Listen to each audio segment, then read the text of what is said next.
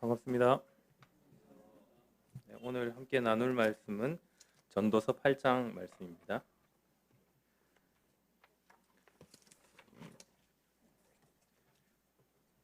전도서 8장 1절 말씀을 다 함께 읽어보겠습니다. 전도서 8장 1절 시작. 누가 지혜자와 같으며 누가 사물의 이치를 아는 자이냐. 사람의 지혜는 그의 얼굴에 광채가 나게 하나니 그의 얼굴에 사나운 것이 변하느니라. 오늘 전도서 8장 말씀으로 제목은 이것도 헛되도다 라는 제목으로 말씀을 나누겠습니다. 전도서에 제일 많이 나오는 단어가 헛되다 라는 단어인데, 방금 읽었던 구절로 봐서는 지혜는 그래도 헛되지 않은 거 아닌가 라는 생각이 들죠. 그리고 보통 일반적으로 전도서가 솔로몬이 썼다고 얘기를 하는데, 잠언도 솔로몬이 썼죠. 근데 잠언에 보면 지혜의 가치를 굉장히 높게 이야기를 합니다. 어쩌면 지혜가 거의 이제 하나님의 창조 때부터 이제 인격체로 같이 있는 것처럼 이렇게 묘사된 그런 잠언의 말씀도 있기 때문에 잠언에서 지혜라는 것이 가장 가치 있는 것이다, 이런 표현들이 되게 많이 나옵니다. 제가 몇 구절을 읽어드리면, 잠언 3장 15절에는 지혜는 진주보다 귀하니 내가 사모하는 모든 것으로도 이에 비교할 수 없도다. 또 잠언 4장 7절에는 지혜가 제일이니 지혜를 얻으라. 내가 얻은 모든 것을 가지고 명철을 얻을지니라. 내 재산을 다 투자하더라도 그 지혜와 명철을 얻어라, 이런 표현이죠.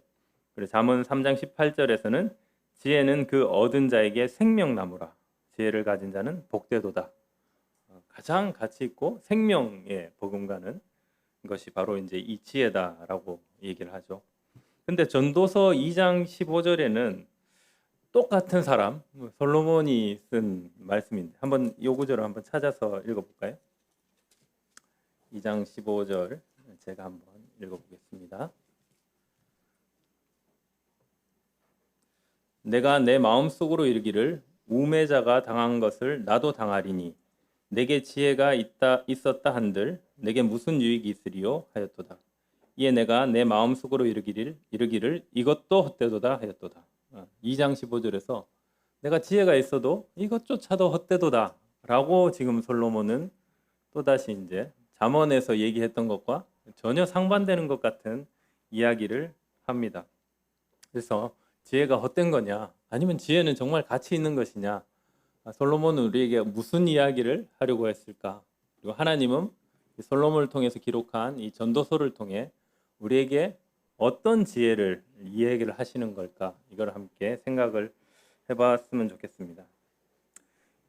아까 방금 읽었던 8장 1절의 말씀을 보면 누가 지혜자와 같으며 누가 사물의 이치를 아는 자이냐, 이 말은 정말 탁월한 지혜자, 그리고 사물의 이치를 아는 자라면 그 사람은 정말 대단한 사람이고 그 지혜가 굉장히 빛을 발할 것이다. 그래서 사람의 지혜가 그 사람의 얼굴을 빛나게 한다. 사나운 얼굴도 유순하게 변화시킬 수 있는, 진짜로 그런 것 같아요. 아주 이제 힘센 우락부락한 약간 이제 마동석 씨 같이 생긴 분들도 정말 그 뛰어난 지혜를 가지신 분을 딱 만나서 대화를 나누면 유순한 양처럼 그 얘기를 경청하고 듣는 것 같아요. 그래서 유명한 강사의 강연을 비싼 돈을 지불하고라도 가서 듣지 않습니까?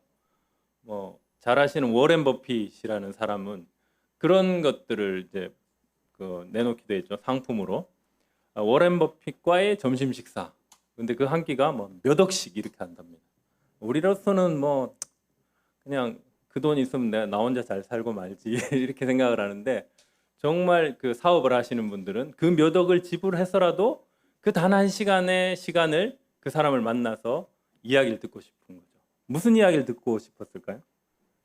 사물의 이치라고 했는데, 이 자금에 흘러가는, 또 경제에 흘러가는 그런 것들에 대해서 이 사람의 지혜를 듣고 싶은 거죠. 그래서 그 단 한 시간의 점심시간에 그 가치를 지불해서라도 하고 싶은 거예요.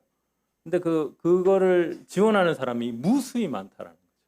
그것도 하고 싶다고 할 수 없는. 그래서 지혜자는 누구나가 만나고 싶어하고 그 사람의 지혜를 듣고 싶어합니다.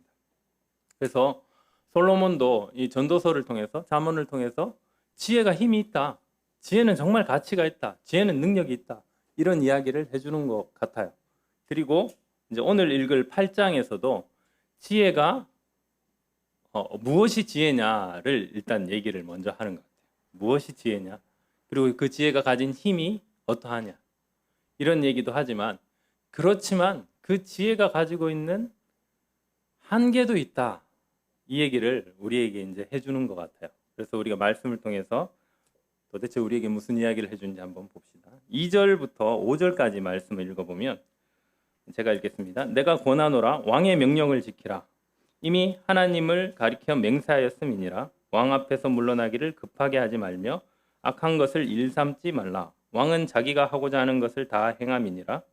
왕의 말은 권능이 있나니 누가 그에게 이르기를 왕께서 무엇을 하시나이까 할 수 있으랴. 명령을 지키는 자는 불행을 알지 못하리라.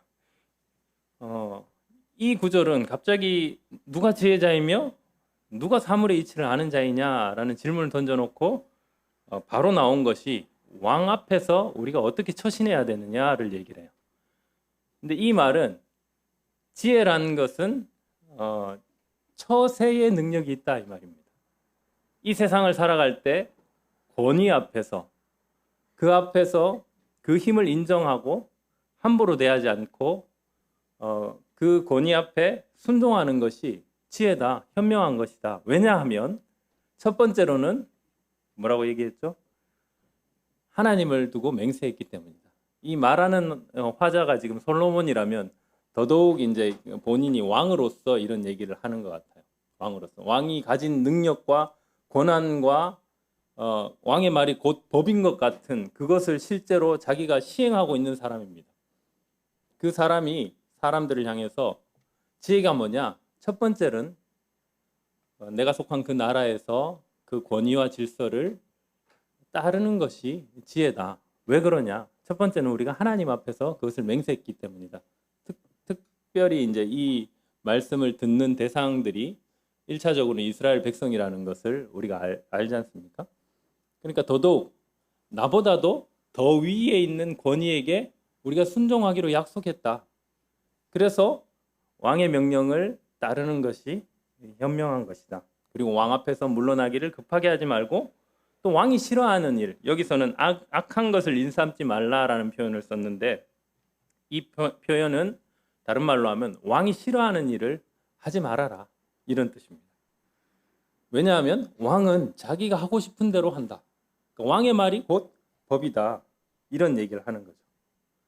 그래서 그 왕의 명령을 잘 따르는 것이 현명한 것이고, 명령을 지키는 자는 불행을 당하지 않는다, 이 얘기를 먼저 시작을 해요. 그럼 우리는 이런 반문이 들 거 아닙니까? 그럼 무조건 권력의 눈치를 잘 보는 것이 지혜인가? 물론 이제 우리도 이제 하나님의 말씀을 따르고 순종하는 사람들이기 때문에 위정자들을 위해서 기도하는 마음도 갖고, 또 기본적으로는 순종하는 마음을 가지려고 하죠. 하지만 그 위정자들이 항상 선하지도 않고, 또 반기독교적인 하나님의 말씀에 어긋난 것들도 요구하기도 하기 때문에, 그런 상황에서도 그러면 무조건 따라야 되나? 이런 질문을 할 수 있을 거 아닙니까? 선한 왕만 있으란 법이 없으니까. 악한 왕도 있을 거니까. 그러면 여기서 그냥 처세를 잘하는 것이면, 악한 왕이 와서 악한 요구를 할지라도 그냥 무조건 예, 저는 왕이 시키신 대로 그냥 할게요, 이것이 지혜는 아닐 거란 말이죠. 그래서 이제 5장 2절 앞부분에 명령을 지키는 자는 불행을 알지 못하리라 하고, 그 다음에 이어지는 말씀이 지혜자의 마음은 때와 판단을 분별하나니, 분별할 수 있어야 된다. 그러니까 지혜라는 것이 그냥 맹목적으로 따르는 것이 아니라 그 상황을 분별할 줄 아는 지혜가 또한 있어야 된다는 거예요. 그래서 지혜자는 권위 앞에 순종을 하되 그 상황과 내가 처한 여건 속에서 그걸 분별할 줄 아는 사람이어야 된다. 그래서 그때와 판단을 잘 분별해야만 화가 임하지 않는다라는 것을 6절에서 말하죠. 무슨 일에든지 때와 판단이 있으므로 사람에게 임하는 화가 심함이니라. 내가 때와 판단을 잘못하면, 이 때를 분별하지 못하고 상황을 잘못 해석하면, 그리고 거기서 내가 잘못 대처를 하면 그 결과로 임하는 화가 크기 때문에 그 상황에서 내가 무엇이 현명한 행동인지 태도인지 지혜로운 말인지 이런 것들을 생각하고 분별하고 행동한다는 것이죠. 이것이 지혜자의 모습이다. 지혜이다. 그럼 여기까지 우리가 딱 읽으면 그러면 솔로몬이 역시 지혜를 우리에게 강조하는구나, 이런 생각들을 할 수 있죠. 근데 7절부터 8절까지의 말씀을 읽어보면 이제는 그렇지만 지혜에도 한계가 있다라는 얘기를 우리에게 해주는 것 같은 말씀을 시작을 합니다. 지혜가 아무리 탁월하고 또 무엇인가를 상황을 잘 판단해서 분별해서 행동한다 할지라도 그에게 어떤 한계가 있나? 7절 8절을 보겠습니다. 사람이 장래일을 알지 못하나니 장래일을 가르칠 자가 누구이랴? 8절 바람을 주장하여 바람을 움직이게 할 사람도 없고 죽는 날을 주장할 사람도 없으며 전쟁할 때를 모면할 사람도 없으니 악이 그의 주민들을 건져낼 수는 없느니라. 미래는 불확실하다. 어떤 일이 일어날지 알지 못하기 때문에 아무리 그 지혜자가 탁월하게 때를 판단하고 분별하고 해석해서 행동을 취한다 해도 그 다음에 일어날 일을 예측할 수 있겠느냐. 그리고 8절에서는 바람을 주장하여 바람을 움직이게 할 사람도 없고 라는 말이 나오는데 그 뒤에 나오는 죽는 날을 주장한 사람도 없다라는 것과 같은 의미예요. 흠정역에서는 이 바람을 영으로 얘기를 합니다. 그러니까 영을 주관할 수 있는 사람이 누가 있냐? 영을 떠나지 않고 그 사람에게 머무르게 할 사람이 과연 누가 있냐? 결국 죽지 않게 할 사람이 누가 있냐 이 말이에요. 내 목숨을, 또 타인의 목숨을 이렇게 조종할 수 있는 능력이 사람에게 없다라는 거죠. 죽는 날을 주장할 사람은 아무도 없다. 그리고 전쟁을 피하려고 아무리 애써도 전쟁이 터지면 그 전쟁 가운데 내가 위협을 당할 수밖에 없다. 악이 그의 주민들을 건져낼 수는 없느니라. 이 말은 뭐냐 하면은 사악함조차도, 그러니까 사악함의 권세가 굉장히 강하잖아요. 전쟁이 터졌어요. 그러면 이제 그 전쟁에서 아주 전쟁을 일으킨 전쟁 주범이 강력한 힘을 가지고 있다 할지라도, 혹은 또 악한 왕이 쳐들어온 적들보다도 더 강한 힘을 가지고 있다 할지라도 정말 큰 전쟁이 일어났을 때 자기 편조차도 그 사람들은 그 악한 왕이 건져내지 못한다라는 뜻입니다. 악도 자기 주민들을 건져낼 수 없다. 전쟁이 터져도. 그러니까 인간들은 어쨌든 그 상황이 일어났을 때 한계를 가지고 있다는 거죠. 전쟁이 터지고 죽음의 위기가 처했을 때 아무리 애를 쓴다고 해서 내가 생명들을 보호할 수 있는 것이 아니고 그 가운데 많은 생명들을 잃게 만들고 위협 가운데서 노출이 되는 것이 인간이 가진 한계다. 그래서 지혜가 있다 할지라도 미래는 마음대로 할 수 없다. 그렇다면 지혜가 가장 가치 있는 것인가? 지혜가 있으면 모든 것이 해결되는 것인가? 이런 질문들을 하게 만들죠. 두 번째 9절 말씀을 보면 내가 이 모든 것을 보고 해 아래에서 행하는 모든 일을 마음에 두고 살핀즉 사람이 사람을 주장하여 해롭게 하는 때가 있도다. 그러니까 이번엔 또 다른 얘기를 합니다. 뭐라고 얘기를 하냐면은 어떤 사람이 다른 사람을 주장한다 이렇게 나와 있는데 이건 통치한다라는 의미입니다. 그러니까 결국 어떤 한 사람이 나라를 통치하는, 솔로몬은 자기를 두고 얘기를 하는 것 같아요. 한 사람이 자기 나라를 통치를 하는데 해롭게 하는 때가 있다는 거예요. 누구를 해롭게 한다는 얘기죠? 이렇게 보면은 그 자기가 다스리는 백성을 해롭게 한다라는 의미로도 해석할 수 있고, 또한 자기 자신에게 해가 된다라는 의미도 될 수가 있어요. 그래서 흠정역에서는 이렇게 써놨습니다. 내가 이 모든 것을 보며 해 아래에서 이루어진 모든 일에 내 마음을 기울인즉 한 사람이 다른 사람을 다스리면서 자기를 해치는 때가 있다. 그러니까 이게 솔로몬 자신에게 보자면, 솔로몬이 처음에 왕을 딱 하게 됐을 때 그 마음에 이제 다윗이라는 쟁쟁한 아버지가 왕으로서의 거의 이스라엘의 모델 아닙니까? 그러니까 왕하면 다윗이잖아요.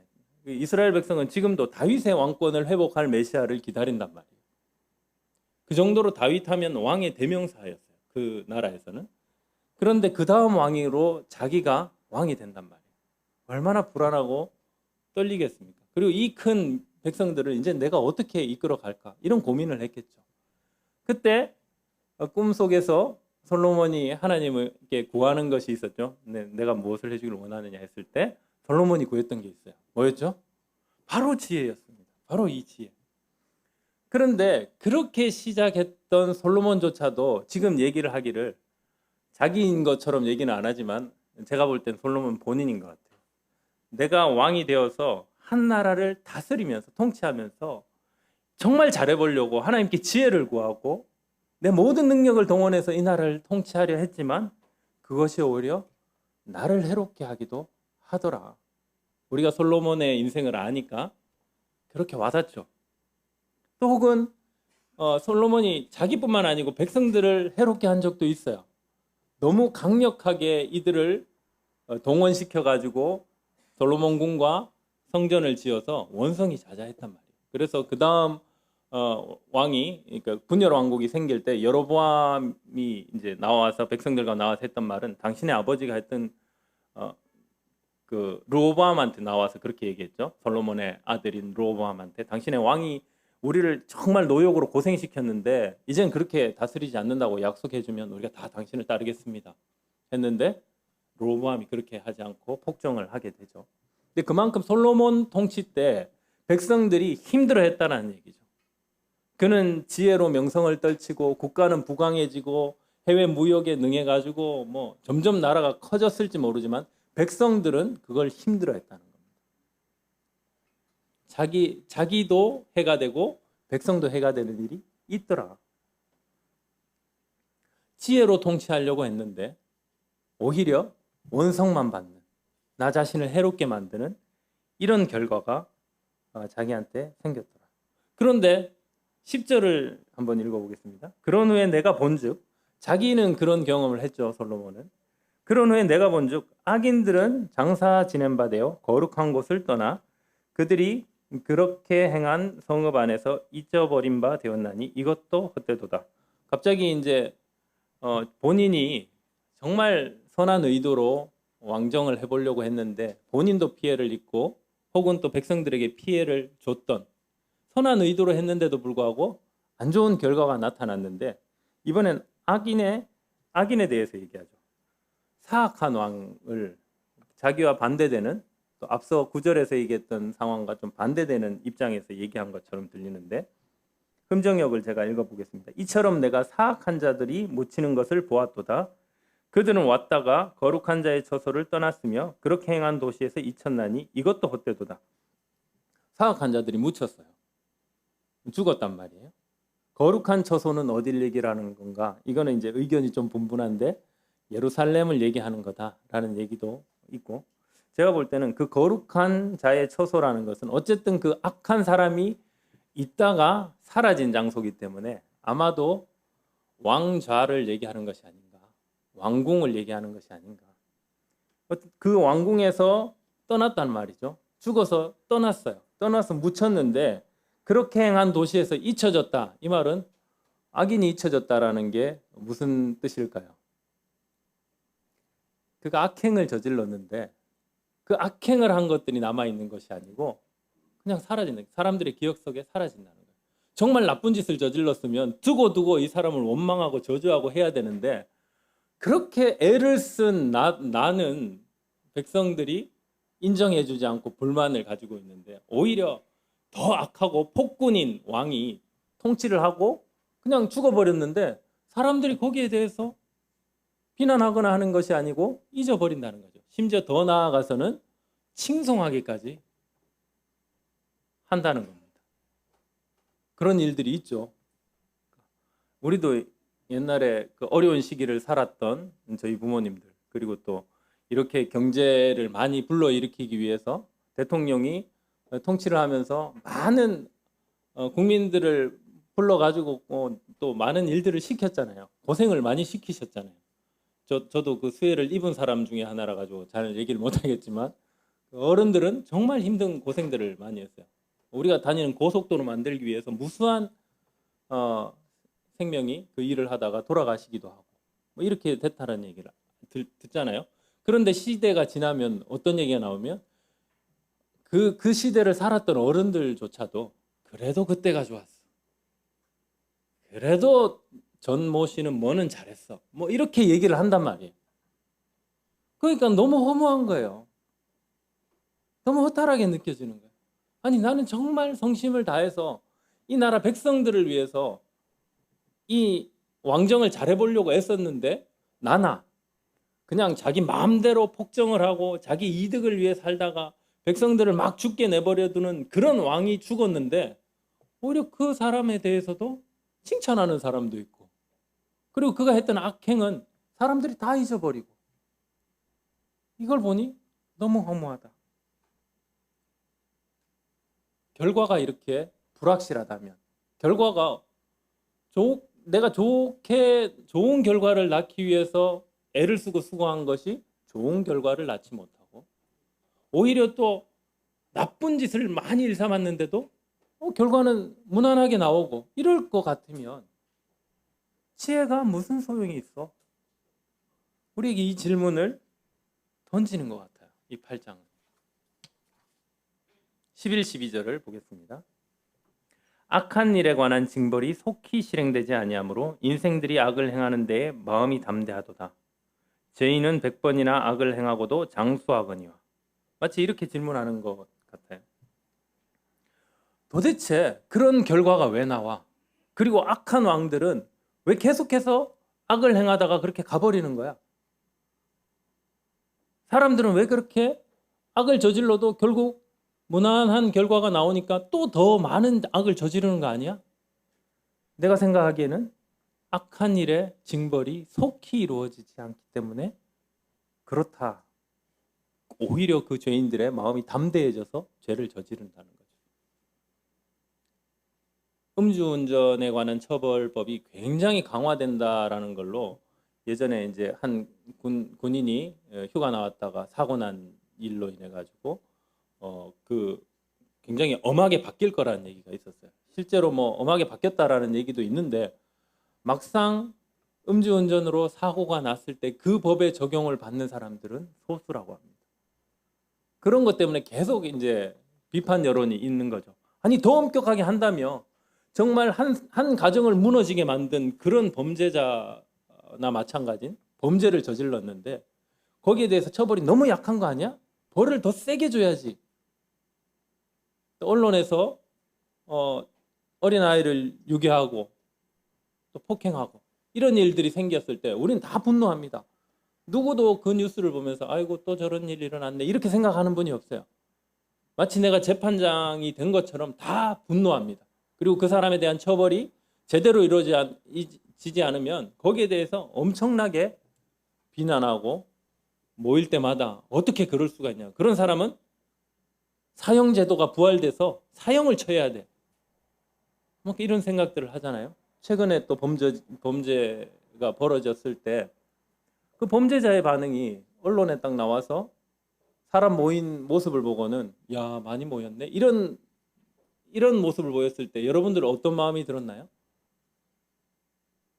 등산로에서 등산 기다리고 있다가 지나가는 출근하기 위해서 일찍 출근하는 그 여인을 때리고 폭행해서 죽여버렸죠. 죽게 만들었잖아요. 그런데 그 사람이 이제 기자들 앞에 나오는데 얼굴도 다 공개되고 나오는데 그 사람이 너무 이렇게 태연하게 아이고 죄송합니다 뭐 이런 거예요. 죽은 분이 안타깝습니다 이렇게 얘기를 하고 또 모인 사람 보고 와 많이 모였네. 도대체 저 사람은 어떤 사고방식을 가진 건가? 정말 사이코패스인가? 저런 사람은 정말 죽어 마땅한 거 아닌가? 이런 분노가 막 우리 가운데 치밀어 오르잖아요.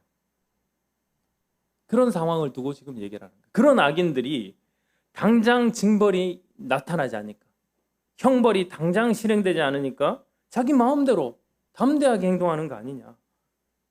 그 죄인들이 100번을 악을 행하고 난 다음에 오히려 장수하는 모습들 나타난다. 너무 부조리한 모습이 나타나는 거예요. 아, 이게 세상의 이치란 말이냐? 이런 생각들이 든다는 거죠. 근데 그 다음에 이어지는 말씀을 한번 보겠습니다.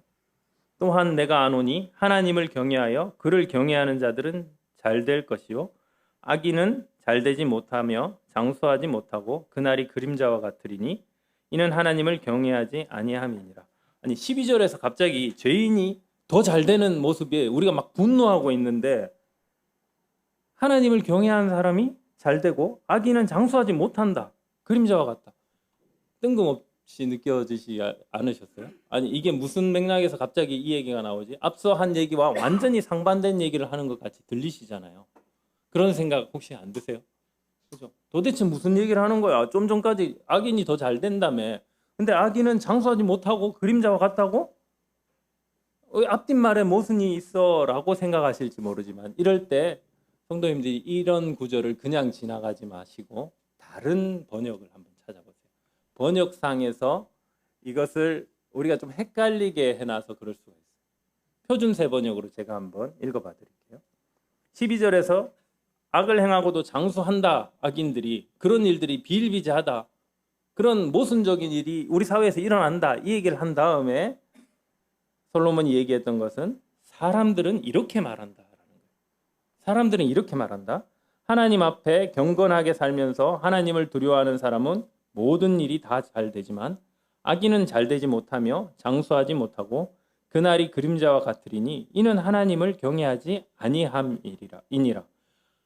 일반적으로 사람들이 이런 말을 한다는 거예요.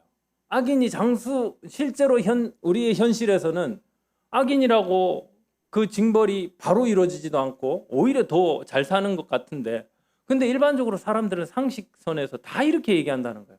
에이 그래도 악인을 하나님께서 가만두시겠어? 악인들은 오래 못 살아. 제명에 못 죽어.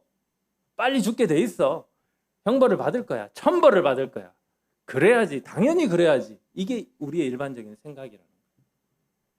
우리도 다 그렇게 생각하잖아요. 사형제도 부활해야 돼. 왜 이렇게 외칩니까? 당장 벌 받아야 돼 이거죠. 죄악을 저지르는 저런 사람들이 멀쩡히 걸어다니면 안 돼. 평생 감옥에서 썩게 만들어야 돼. 이래야지 저런 죄가 없어진다라고 우리가 생각하잖아요. 근데 우리뿐만 아니고 모든 사람이 그렇게 생각합니다. 모든 사람. 그러다 보니 죄인이 100번이고 악을 행하고도 장수하는 문제가 생긴다. 사람들은 그렇지 않아 라고 얘기를 하는 가운데서도 그런 모순이 발생을 해요. 이거는 우리가 이런 모순을 지금도 겪고 있다라는 겁니다. 현실은 악인이 더 잘 되는 모습들이 나타나요. 근데 우리는 이런 생각을 막연하게나마 우리 마음 가운데 다 이런 생각이 있어요. 아니지. 그래도 하나님께서 가만 놔두시겠어? 당장 무슨 나쁜 일이 일어날 거야. 가다가 뭐 코가 깨지더라도 무슨 문제가 일어날 거야. 틀림없어. 그래야지 하늘이 공정한 거지. 그래야 하나님이 계신 거지. 안 믿는 사람도 다 그렇게 생각한다는 거예요. 천벌을 받지. 하나님 믿지도 않으면서 하늘에서 벌이 내려올 거라고 생각을 한다. 이게 사람들이 가진 생각과 현실의 괴리라는 거예요. 그런 얘기를 하면서 전도자는 이렇게 말합니다. 14절 세상에서 행해지는 헛된 일이 있나니 곧 악인들의 행위에 따라 벌을 받는 의인들도 있고 의인들의 행위에 따라 상을 받는 악인들도 있다는 것이라. 내가 이르노니 이것도 헛되도다. 그러니까 이제 이런 결론을 낸 거예요. 전도자가 솔로몬이 생각해 보니까 봐라. 현실 가운데서 선을 행하고도 나쁜 결과를 맺는 사람이 나타나고 악을 행하고도 좋은 결과가 나타나기도 하다. 그러면 이 세상에서 지혜롭게 정직하게 사는 게 도대체 무슨 의미가 있단 말이냐. 이런 부조리함 가운데 살아가는데 도대체 지혜가 왜 필요해?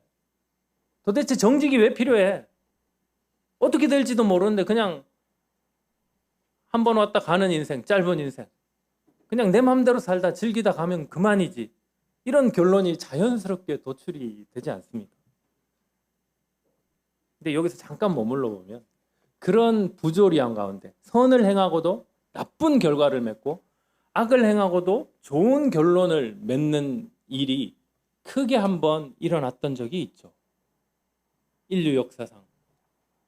누구도 죽여서는 안 될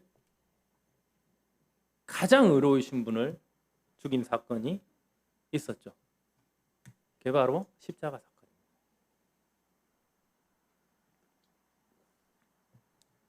우리는 그런 부조리함이 있으면 안 된다라고 얘기를 했죠. 우리 마음 가운데 다 그런 외침이 있습니다. 대단한 사건 사고가 한번 일어나면 우리는 다 발끈합니다. 그런데 죄를 알지도 못하는 분이 범죄자로 지목이 되고 온 인류의 죄를 다 뒤집어 쓰고 하나님께로부터 너는 죄인이야 라는 선고를 받으시고 하나님이 예수님을 죄로 삼으셨다고 하셨습니다. 하나님이 유죄라고 얘기를 하셨어요. 예수님을 향해서. 그리고 그 당대의 권력층인 사람들에 의해서 유죄 선언을 또 받습니다. 근데 털 깎는 자 앞에 잠잠한 양과 같이 그 입을 다무셨어요. 사람들은 어리석다 했겠죠. 어떻게 저런 일이 있을 수 있어? 라고 얘기를 해야 되는데 그 현장에서 다 같이 동조해서 그 죄를 예수님 앞에 뒤집어 씌워요. 바라바를 내주고 예수를 못 박으십시오. 아니 원래대로라면 우리 상식대로라면 이 말씀대로라면 그 사람은 죽으면 안 됩니다. 말려야 되잖아요. 다 그 부조리함 앞에 동조를 했습니다. 그런 사건이 있었어요. 솔로몬은 그 사건은 모르고 있죠. 근데 우리가 이런 내용들을 읽으면서 가장 부조리하게 느껴져야 될 부분은 예수님의 죽음이다라는 거죠.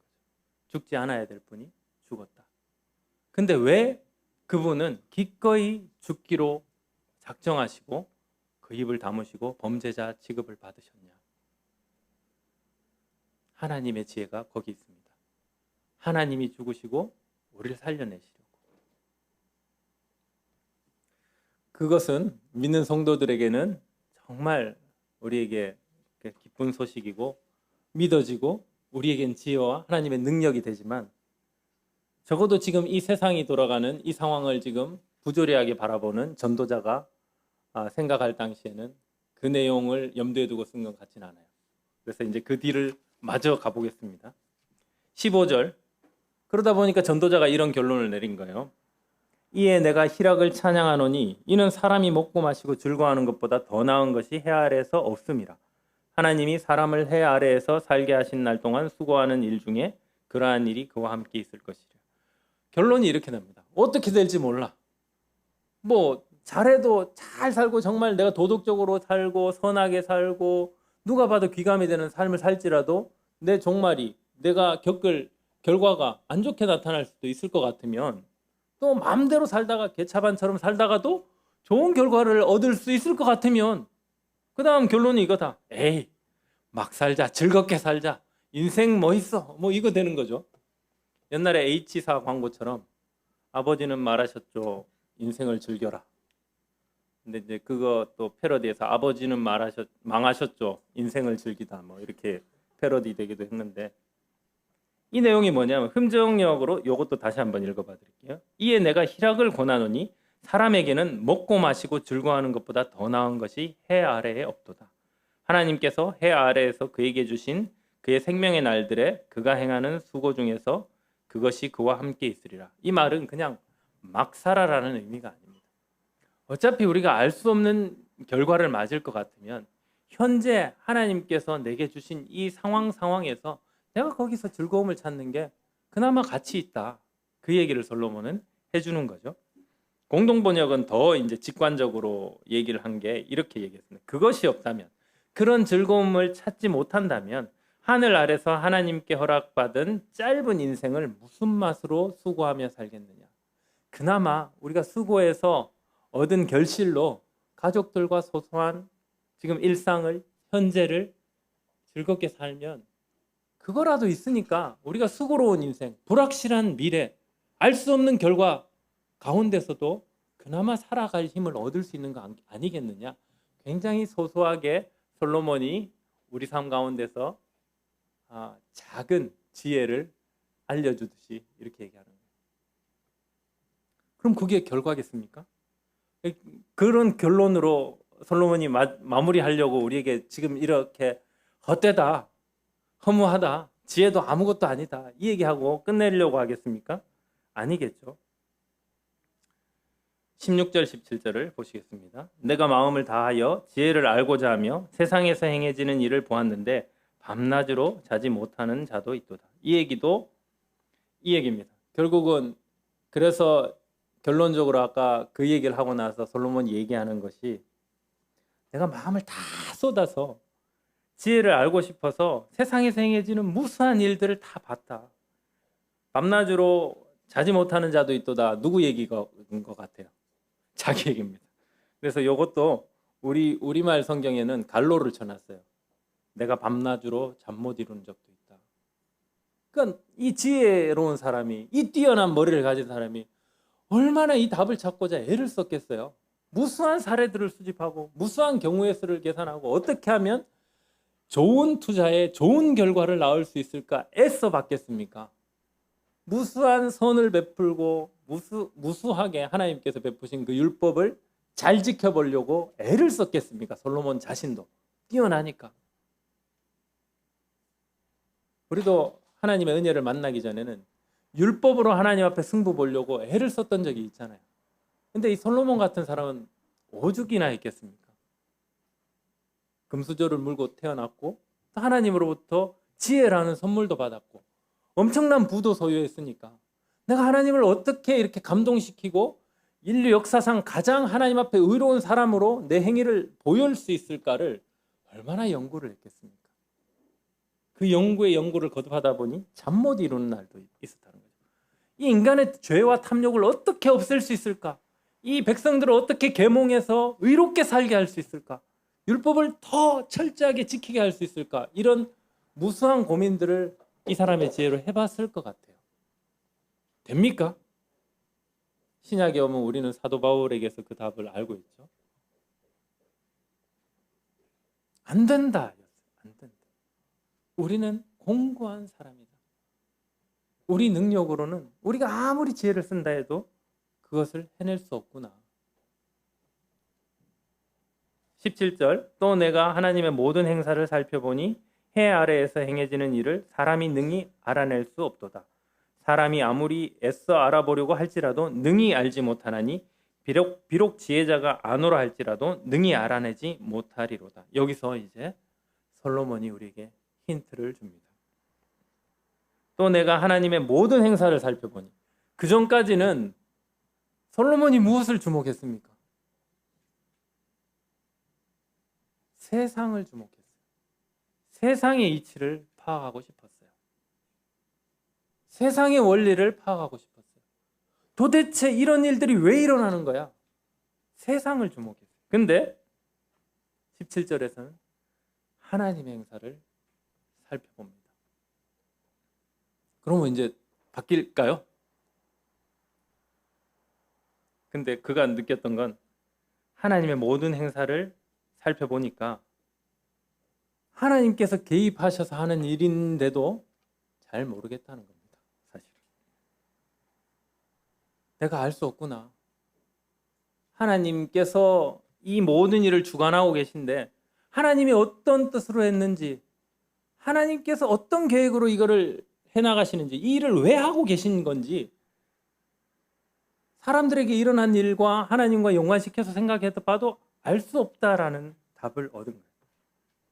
결국은 아무리 뛰어난 지혜자라도 알 수 없는 것이 있구나라는 것을 인정을 한 거죠. 책 중에 이런 책 제목이 있더라고요. 제가 사본 건 아닌데 부자들의 비밀 노트, 뭐 그런 비슷한 책들이 되게 많아요. 거기에 보면 달콤한 문구가 딱 있습니다. 주식시장이 폭락하고 불황이 와도 끄떡없는 부자 되는 방법. 여러분들도 알고 싶죠? 부자들의 비밀 노트를 훔쳐볼 수만 있다면. 사람들이 원하는 거는, 솔로몬도 그런 것 같아요.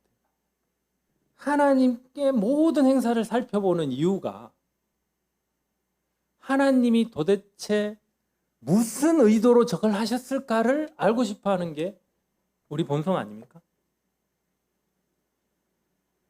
왜 예수님이 다시 오신 나를 그렇게 알고 싶어 해요? 예수님이 그렇게 알려줬잖아요. 야, 그거 니들이 알려고 한다고 되는 거 아니야. 그건 아버지만 아시는 거고 내 권한 바뀌기도 해 라고 얘기를 하셨어요. 그런데도 사람들은 지금도 주님의 오는 날짜를 계산하고 있어요. 제가 확실한 예언 하나 알려드릴게요. 그 날짜 맞추는 사람 결단코 없습니다.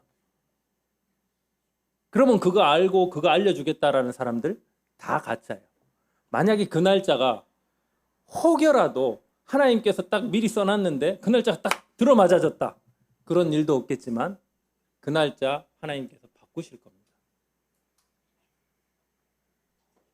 왜냐하면 하나님이 그것은 니들 소관 아니다라고 못을 박으셨어요.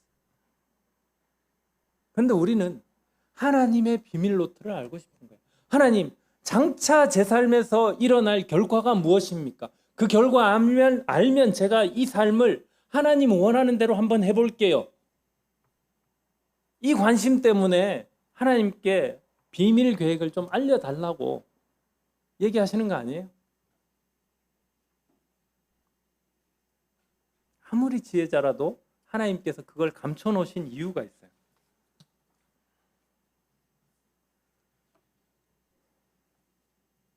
이들이 요구했던 것은 지혜가 아니고 타락한 죄성이에요. 우리가 요구하는 것은 하나님의 비밀한 것들, 여기서 말하는 비밀한 것들은 하나님께서 우리에게 주시고자 하시는 아름다운 감춰진 하나님의 뜻을 얘기하는 것이 아니고 하나님께서만 알고 계시고 우리 인생에서 하나님의 경륜대로 이끌어가기 위해서 우리에게는 알려주시지 않은 계획들. 내 인생을 내가 다 압니까? 내가 100세 시점에 나한테 어떤 질병이 올지 내가 압니까? 몰라요. 그거 근데 하나님께 알려달라고 한다는 것은 하나님의 비밀 계획 내가 알면 그거에 맞춰서 내가 설계하겠습니다. 이 뜻이에요. 결국은 우리가 요구하는 지혜라는 것은 하나님 머리 위에서 하나님과 동등으로 하나님 계획 다 알고 그 다음 순서 다음 단계 이거 하실 거니까 내가 이거 준비할게요. 이런 마음을 우리가 갖는다. 수능 성적 잘 받으려고 내신 잘 따려고 교무실에 가서 몰래 문제지를 훔쳐냈다가 걸린 사례가 있죠. 지금도 많이 일어나요.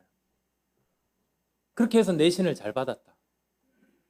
그것이 시험을 잘 치는 겁니까? 아니요. 내가 그 교무실에 들어가서 그 시험 문제가 거기 있는 걸 알고도 꺼내지 않는 것이 지혜입니다.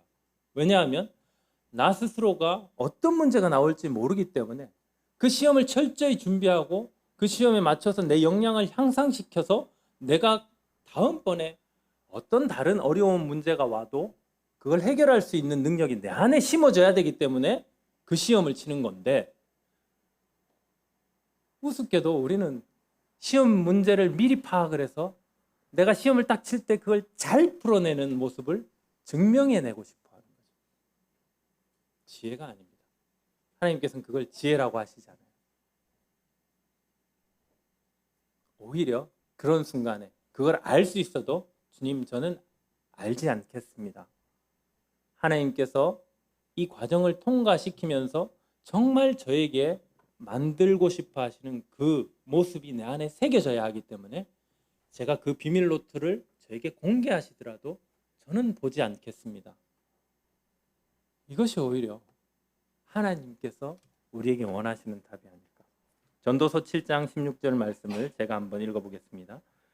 지나치게 의인이 되지도 말며 지나치게 지혜자도 되지 말라. 어찌하여 스스로 패망하게 하겠느냐. 지나치게 악인이 되지도 말며 지나치게 우매한 자도 되지 말라. 어찌하여 기한 전에 죽으려고 하느냐. 너는 이것도 잡으며 저것에서도 내 손을 놓지 아니하는 것이 좋으니 하나님을 경외하는 자는 이 모든 일에서 벗어날 것입니다. 지나치게 의인이 되지 말라. 이 말은 뭐냐면은 지나치게 내가 무엇인가를 잘해 보이겠다고 그것을 취하려고 하지 말라는 거예요. 하나님께서는 우리가 잘 해내는 하나님 없이 무엇인가를 내 능력을 입증해 보이고 하나님 앞에 인정함 받기를 원하시는 게 아니에요. 하나님은 우리가 정말 하나님을 제대로 한 걸음 한 걸음 배워가고 성장해 나가기를 원하시는 거예요. 그래서 지나치게 의인이 되지 말라는 것은 이제 의롭게 살지 말라는 의미가 아니에요. 네가 지나치게 의인이 되려고 네 머리를 쓰다 보면 하나님보다 더 앞서가 가지고 하나님께서 의도한 거 말고 네가 잘 이뤄내고 싶은 거를 만들려고, 그리고 하나님 앞에 그걸로 칭찬받으려고 이스라엘이 무수히 행했던 거죠. 율법을 잘 지켜내서 하나님 앞에 의롭다 인정함 받고 싶어하는, 지나치게 의인이 되고 싶어하는 마음이 그들에게 있었어요. 지나치게 지혜자도 되지 말라. 아까도 말씀드렸듯이 하나님은 이 계획을 우리한테 어떻게 성취하기 위해서 이 다음 과정을 어떻게 설계했을 거야, 그거 계산하지 마세요. 어쩌면 정말 소소한 아까 지혜로 솔로몬이 알려줬듯이 일상에서, 가정에서, 내 자녀들과 내 아내와 내 이웃에게 내가 은혜를 베풀고 사랑을 베풀면서 섬기면서 그 삶을 살아가다 보면 하나님께서 내게 뜻하신 그리스도의 형상이 나한테 새겨지는 거예요. 그것이 내 체질이 되는 겁니다. 지혜자는 꼼수를 써서 내가 어떻게 저 사람들을 좀 이용해 먹을까? 그러면서도 내가 굉장히 뛰어난 것처럼 보일까? 이런 생각들을 하죠. 그런 계산들을 하지 말고 우직하게, 때로는 정말 어리석다는 소리를 들을 정도로 그냥 하나님께서 시키신 것을, 그 명령을 하나님을 경외함으로 하라는 겁니다. 나는 머리가 뛰어나서 그 과정 다 통과했어, 이렇게 얘기하지 말고 섬기라는 거예요. 낮은 자리에 가보라는 거예요. 예수님께서 뭐 지혜가 없으셔서 발을 닦이셨습니까? 우리를 섬기셨습니까? 하나님께서 이걸 해보라 하면 하나님의 뜻이 무엇이 있겠지. 하나님께서는 이 일을 통해서 나한테 뭘 배우게 하고 싶은 게 있으시겠지. 그래, 한번 가보자. 하나님이 명령하셨으니까 제가 해볼게요. 이게 하나님께서 말씀하시는 지혜인 거예요. 우린 너무 지혜로워지고 싶어 합니다. 그래서 하나님보다 더 지혜로우려고 하고 있어요. 하나님의 말씀 앞에 순전한 마음으로, 우리가 또 정직한 마음으로, 또 때론 단순한 마음으로, 마지막으로 7장 마지막 절 한번 제가 읽어보겠습니다. 전도서 7장 마지막 절.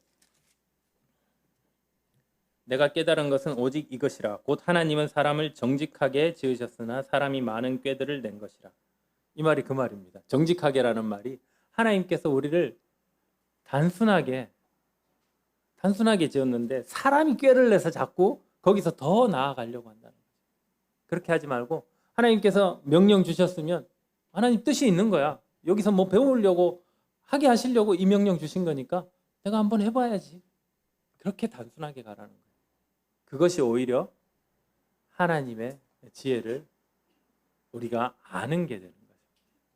우리 모두가 그런 하나님의 자녀로 정말 하나님의 지혜대로 살아가는 우리 모두가 되었으면 좋겠습니다. 기도하고 마치겠습니다. 아버지 하나님, 세상의 지혜는 헛됩니다. 저희가 아무리 밤잠을 설쳐가며 지혜를 찾는다 할지라도 세상 가운데서 저희 홀로 그와 같은 지혜를 얻을 수 없으며, 또 이 세상의 이치를 터득해서 살아가는 것이 결국 영원한 삶 가운데서 영원히 존재할 수 있는 지혜가 될 수 없음을 잘 압니다. 길어야 우리 인생이 100세인데 그 100세 인생 가운데서 저희가 지혜를 동원해서 아무리 잘 산다 할지라도 결국 영원한 하나님 앞에 서게 될 텐데, 그 하나님께서 잘했다, 내가 원하던 모습이 그거였다 라고 하는 그 칭찬을 하시는 것이 아니라면 우리에게 어떤 의미가 있겠습니까? 그래서 저희가 하나님의 지혜 앞에 겸손하게 하여 주시고 주께서 하신 명령을 저희가 기쁨으로 순종하며 하나님 뜻하시는 것을 배워가는 인생이 될 수 있도록 저희 인생 역사하여 주시기를 구합니다. 감사드리며 우리 구주 예수 그리스도 이름으로 기도드렸습니다.